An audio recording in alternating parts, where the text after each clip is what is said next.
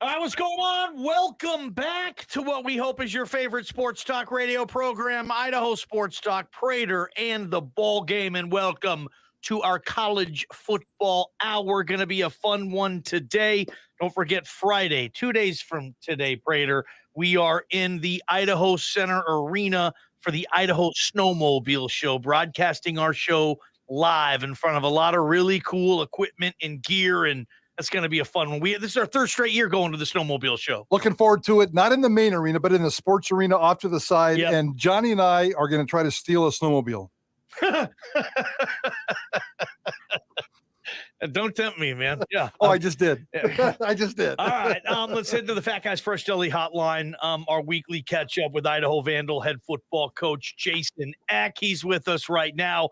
This is our video segment too for those folks watching this segment. Coach, welcome to Idaho Sports Talk again. We're going to have a lot of fun, but first we just wanted to say, hey man, our hearts are with you and everything in Moscow right now, and such a tragic week. And we heard you speak a little earlier in the week at your press conference, but just hope everybody's getting through this up there, and we're with you, pal.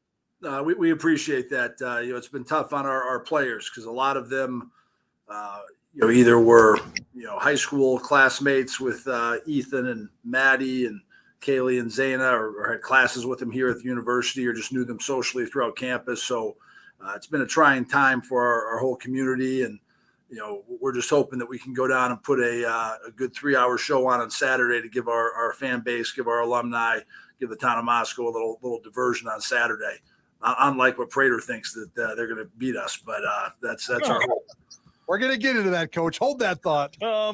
Battle of the Domes, Coach. There's a lot at stake this week. We had Charlie Regal on yesterday. He's very confident. He thinks he's going to win this game. He thinks nothing would be better for their season than to beat you and ruin yours, which is a fun element to a rivalry game. This is your first as a head coach, Battle of the Domes, and obviously there's a lot at stake. What's the mindset in your building this week, Coach? Well, it's been a tough week because, I think there's some stuff that, more important than football that's been going on. But I do think as the week goes on, we're going to get more and more focused in. And, we love playing in rivalry games. We love playing Montana. We love playing Eastern Washington. And we got a lot to play for. I know they can, play to be the spoilers and all that. But, we're going places, man. And we got to go take care of business and play the way we're capable of. And I think if we do that motivation of just trying to ruin our season can be lost pretty fast. But we got to go play well. We got to play better than we did last week. I told our team, I think we've played like a playoff team 9 of the 10 weeks of the season. And we got to go put a final exclamation point on that next week and play really well and, add the last little bit of our resume, for this committee to decide on.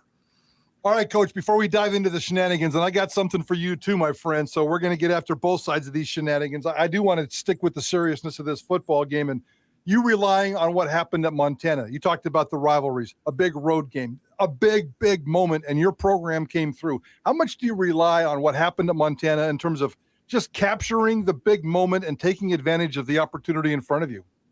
Well, we have these games circled. I mean, these are big games. This is the Battle of Idaho. And it's huge. And just like when we went into Montana, we took that very seriously. And again, we we kind of invented a trophy that hadn't been around for 20 years for the Eastern Washington game to make sure that one had importance. So we got to play well. I do think when you have these rivalry games, you can throw records out the window.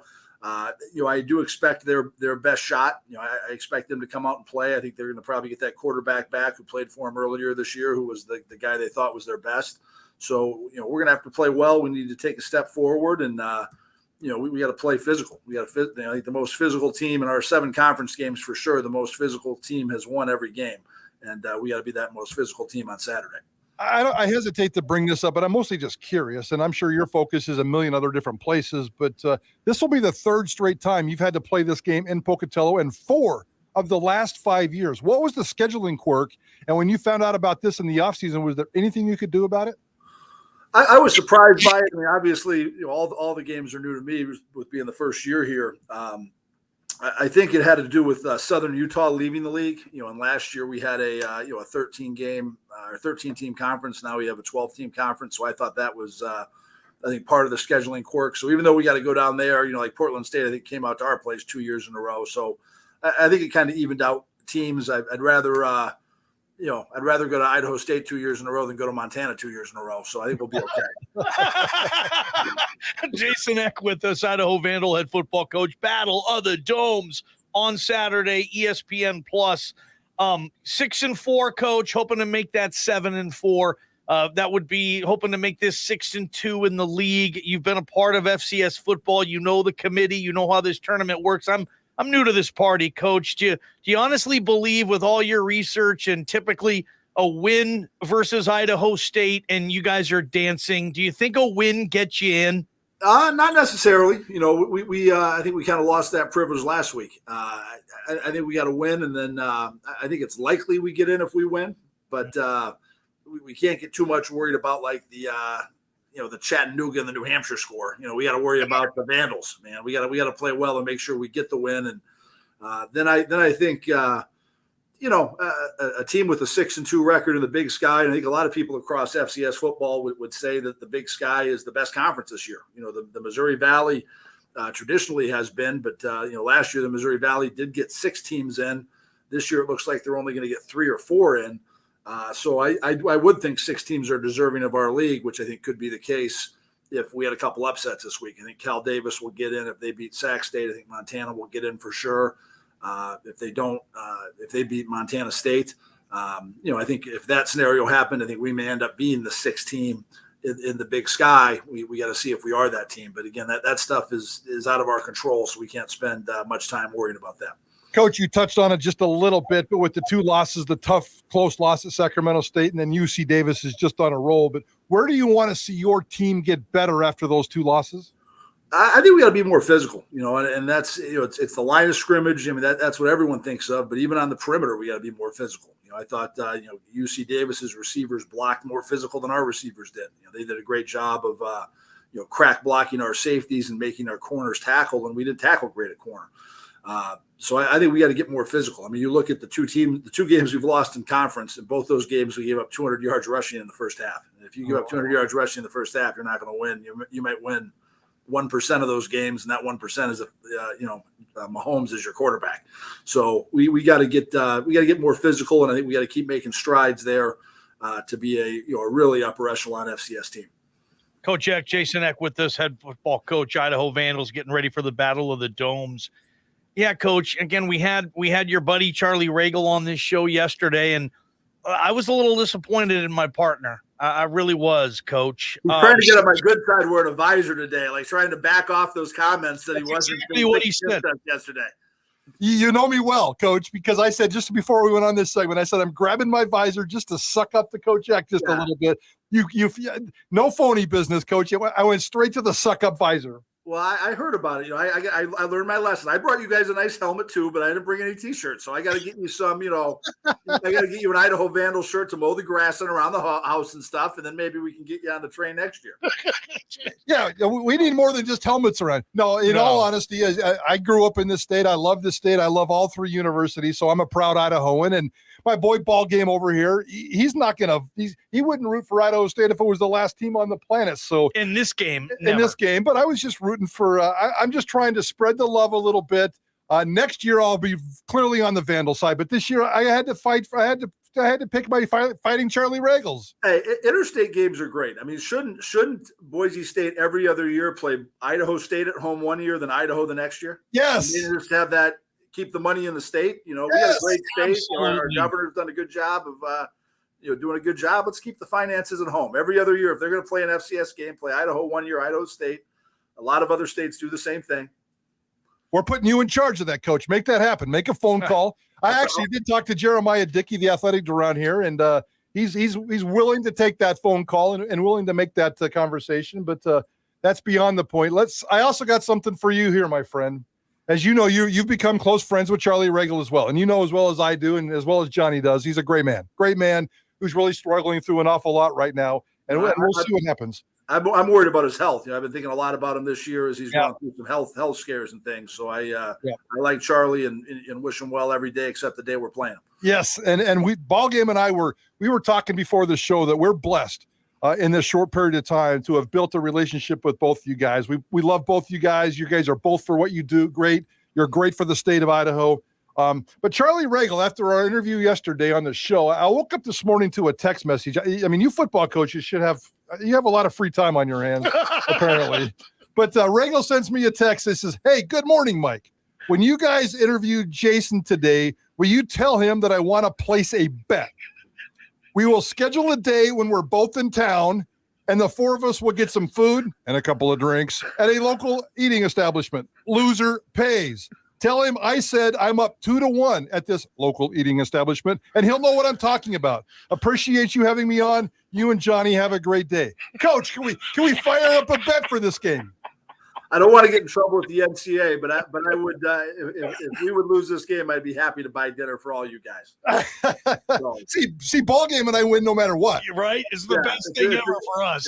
Yeah. And I think I know that joint that he's talking about. I know the place he likes to frequent down there. So yeah, we've been there together, Coach. Yeah.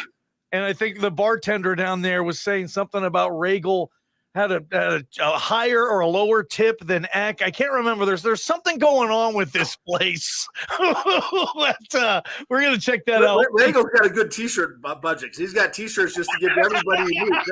Every restaurant he goes to, he gets some T-shirts. I got to talk to our equipment manager. We got to get our T-shirt budget up. I love it. The problem with Regal's T-shirt budget, though, I had to drop 30 pounds just so I could fit in his T-shirts. Well, hey, that may be why they can only travel 45 guys to Weber State. They didn't have enough T-shirts for everybody. Oh! Yes. Coach, in all seriousness, though, I mean, they're all important, but this one has that extra special level of importance because it is in state. You guys want to build this pipeline to where kids in this state want to stay home and play in Moscow or Pocatello. So, I mean, this is one of those games where you want to, you don't want to make the logo look good, right? You want to go down there and say, I mean, it's important. No, it's huge. We lost a couple kids to them in recruiting last year, and I wasn't happy about losing 2 kids to Idaho State. And I think the best player on their team is that receiver Gilry, and he's an Idaho kid. And I think that's the kind of kid we need to have playing here in Moscow. And I think especially we're both first-year coaches. So I think we're coming in at the same time. So Charlie and I will probably be judged against each other over the years. So it's a big game for both universities, for us personally, for our teams. It's a huge game. Good stuff, man. All right, so we're gonna have some fun this off season, but until then, Coach, what we have to do, and hopefully I can get there and speak in front of students and maybe the team at some point and help fire you guys up like I did back in August. Look at ball game just forcing. Last time you were on, he wanted to run out on the tunnel with your football team, for God's sake. It's going to cost me about $1,000 to do that. I just need to donate to the Vandal Scholarship Fund, like Eck was saying. And I think I might be able to swing running them out of the tunnel one day. But it's going to cost me about what? $1,000, $1,500, Coach? For you, I do it for $500. I do it for $500 for you. Oh, that means he'd probably he'd charge Prater $4,000 then. Now he would, yeah. Well, we hope that you come back on again. We've enjoyed our relationship. We've enjoyed having you on all season. Yeah. And if you can take care of business this weekend and one more time and get your butt into these playoffs and get deep, we'd love to have you back on, Coach. Hey, I'm hoping I'm back on with you guys next week at this time. So Coach, when do we take care of business? When do we find out like the selection show and whatnot? The selection show is 9:30 Pacific, 10:30 in the morning and Sunday, your time. So okay. we'll know bright and early Sunday what's going on. So I'll know if my Vandals are in the playoffs on Sunday morning. I love it. Coach Eck, best of luck, safe travels, and thanks for having fun with us. I know this has been about as big of a disastrous week you can imagine up there in Moscow, and thanks for having some fun with us. And but we all know what the real perspective is on this. Appreciate you, Coach, and you've handled this really well. Hey, appreciate it, Prater. Appreciate it. Ball game. V's up. Coach Eck, Idaho Vandals, fun stuff there. I love those interviews, man. Yeah, that was fun. It was My stomach's hurting. Let's have a good time today, ball game. We're having fun. All right, no brainer or brain scratcher, college football edition, because this is the college football hour. Coming up on Idaho Sports Talk. From the Beacon Plumbing traffic